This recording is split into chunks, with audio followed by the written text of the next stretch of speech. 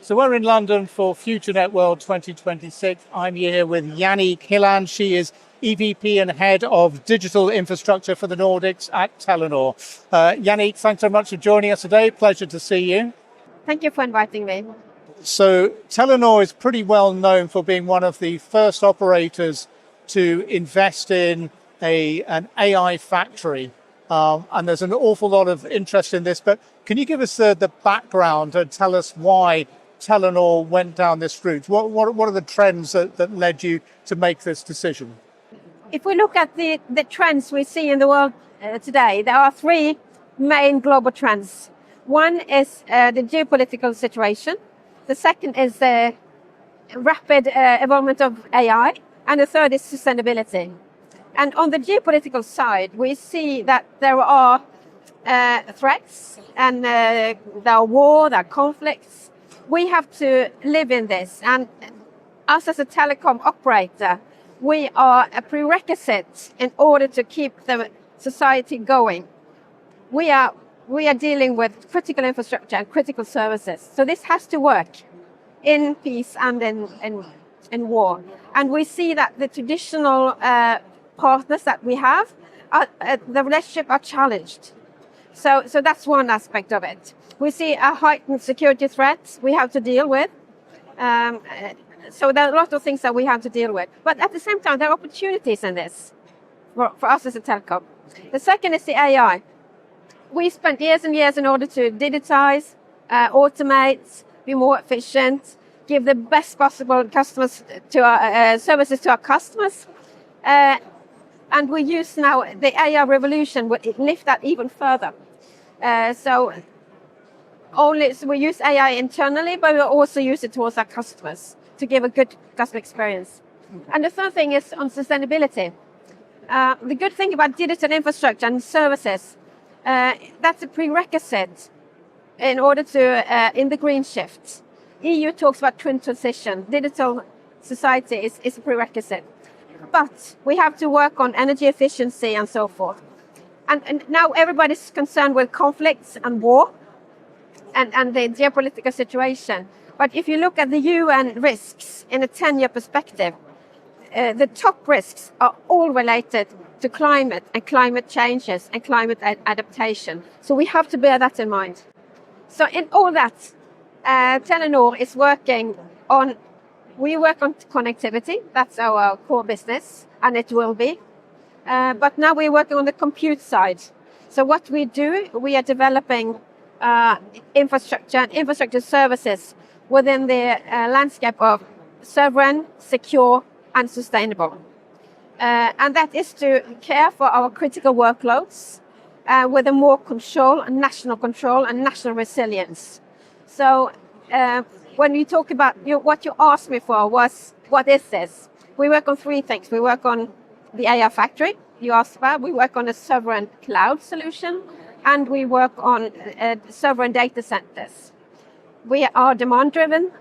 We work closely with the customers, and we scale on demand. So I was going to ask about that, of course, because there's a long tradition in the telecom sector of build it and they will come, and sometimes they don't. But there is definite demand and already use for the services you're providing.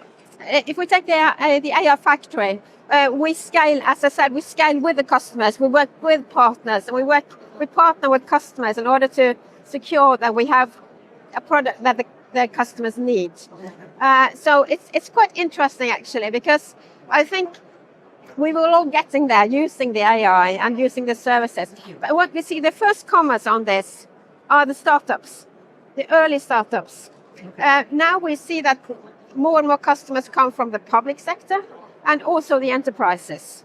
So we have customers from different sectors, from different critical societal functions on our AI factory. So what they do is that they buy capacity and or they lease capacity and services from us on this infrastructure. Okay, so it's kind of bundled together then?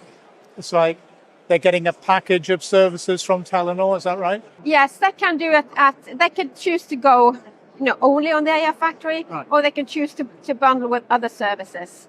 Because we have other services that the customers need. Yes. And now we just started on the Sovereign Cloud initiative, Okay. and that will also be part of this going forward.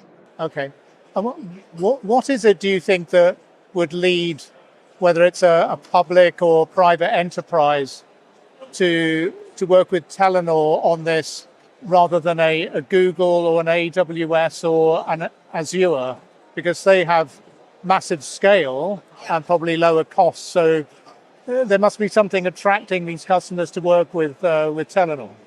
Yes, I think Telenor and also our customers, most of our workloads will be in public cloud today and in the future. What we are working on is the workload which is critical and it's confidential. That needs, what we have experienced with the geopolitical situation, is that workload has to be under national control and with a sovereignty aspect in it. Okay. So, and we see that also our customers are more and more getting into that landscape. So I think there will be a divided, a split cloud solution. Public for most of our loads and sovereign for critical loads. And as these services develop, what does that mean in terms of the way that you are running and managing and operating your digital platforms and digital services? Is it easy to scale up and down? Like if you get a lot of demand, is it easy to scale up? And what kind of impact does that have on other things that you're doing? Our clear strategy is to scale on demand. And it has to be, of course, we are telco, we need to run profitable business. Yeah. So it has to be profitable demand, and then we scale. Yeah. Do you have other operators come to talk to you to ask you, how are you doing this, because they are thinking of doing the same kind of thing? Yes, we do. And I think, honestly, I think this is a telco issue. We should work together on this because we are in different markets and we should work together on how these are set up.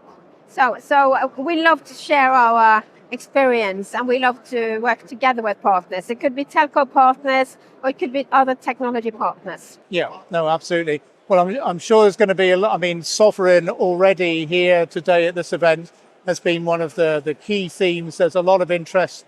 So everybody's going to be looking at the first movers to gain from their experience. And obviously, Telenor is one of those. So, Jannicke, thanks very much for telling us what you're doing and how it's working out. And we look forward to seeing how this develops for Telenor. So thank you very much. And thank you.